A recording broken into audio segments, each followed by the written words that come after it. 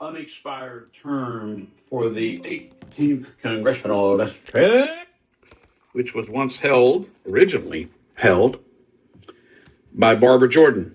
It was created for her as part of the Civil Rights Act out of the Department of Justice. They decided that we needed a black congressman, and by God, they were going to draw a district.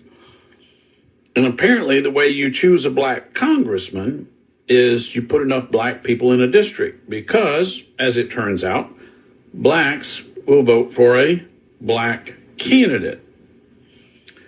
Now, when white people do that, it's a terrible thing, but we can reliably count on black people to do that.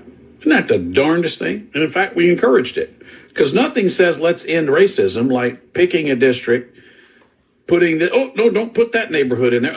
Over here. No, over here. Cut this. And so you gerrymander districts to put enough black people in a district to ensure that that district will in fact be black.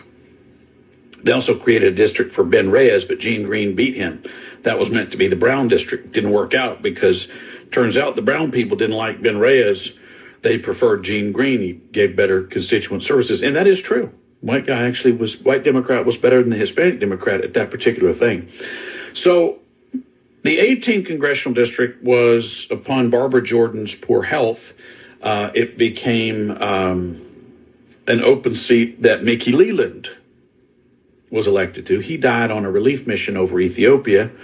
And then there was a wide open seat in one of the most interesting races in modern Houston history that featured Craig Washington and the former chief administrative officer of the city of Houston, in what came to be, who was a longtime city councilman, and what came to be a very, very brutal race. Anthony Hall?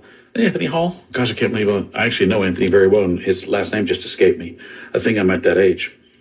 And Craig Washington wins that race in '89 when I arrived in Houston. First race in Houston I watched. And then Craig Washington holds that seat until '94 when then City Councilman Sheila Jackson Lee is elected and holds that seat until her death. Do you remember Sheila Jackson Lee? Ramon, prime a little Sheila Jackson Lee for us. I am outraged. In the city of Houston, how, I don't know, unthinking can you be when you close down city pools? The meager opportunity and recreation that a child has in an inner city area or maybe a rural area. Ramon, did she have any opinions on Germany? I can't recall. Feel like she did. Yeah, she didn't have anything against Germany. Not that I have anything. It's I'm okay. Offended. I'm hurt. Not that I have anything against Germany. So Sheila Jackson Lee runs for mayor, loses to John Whitmire. She passes shortly after, and Rodney Ellis has made sure that there's not a building in Houston not named after her. She's apparently the greatest Houstonian of all time. She has more buildings named for her than Earl Campbell, Bum Phillips, Dan Pastorini, Nolan Ryan, all of them combined. She was apparently a great Houstonian. If you were to drive through town, you'd say, don't know who Sheila Jackson Lee was, but apparently she's something of a superstar in this town.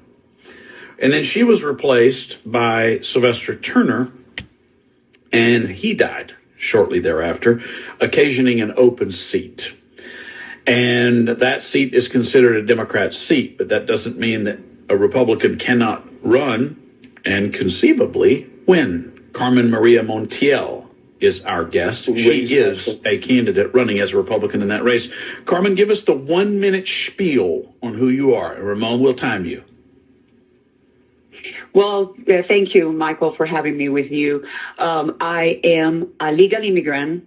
I came to the United States in 1988 as a student, and because of the situation of Venezuela, I was not able to return. I moved to Houston in 1991. I raised my family here. I developed a medical practice. I was the anchor woman for Telemundo. My children are grown with master law school. My little one finishing chemical engineering in Virginia Tech. Today, I'm a commercial broker, real estate broker, and I've been active in politics. I've seen this country, taking the path very similar of what happened in Venezuela. I'm a businesswoman. I ran against Sheila Jackson Lee in 2022. I was able to take almost 41,000 votes as I know the needs of the district. The district's been neglected for 30 years. There is a cancer cluster in Kashmir Garden that has been overlooked. Talk about it, but overlooked. There is difficult access for health care in the district. The district is very diverse. We have $1 million home to the poorest of the poor. And now the district is 48% Latino. It's no longer what the people thought, that it was mostly a black district. In fact, the district represents the population of the city of Houston, 48% Latino. And 20% of the new area after the census, this district was remapped after the 2020 census, used to belong to District 2, which is a Republican district. And historically, in the last 20 years, every election, the constituents of the district were more Republican than Democratic. And 182,000 inhabitants of the district are independent on swing voters. The thing is just give, a reason to the voters to vote differently. I believe, there is a very low turnout in the district for voting because they feel they don't have a choice. But this year in this special election, they have a choice. And as you know, mainstream media is being ignoring me completely. They only talk about Democratic candidates, and they're not showing to the voters that there is an alternative. There is a conservative alternative for this district. As you know, there's been billions of dollars, federal money allocated to the district, and this district in the city of Houston, that nobody knows where it is, Michael. This is something that we need. That will be my first order of business in Congress, is to introduce a bill that is ready to go to audit the city to see where is the money. Interesting. I'm looking at this district on a map. Let me ask you first, when is the special election? Is it in November? November 4th is the special election. It's what is called, and this is a jungle race. There is no primary. Right. All the candidates were going to be in the same ballot. So far, I believe 21 has filed FEC. That doesn't mean they're going to be in the ballot. But we'll see, probably end up being 10 of us or 15 of us. But the people knows me. Like I said, I have name identity because I ran in 2022, and I did pretty well.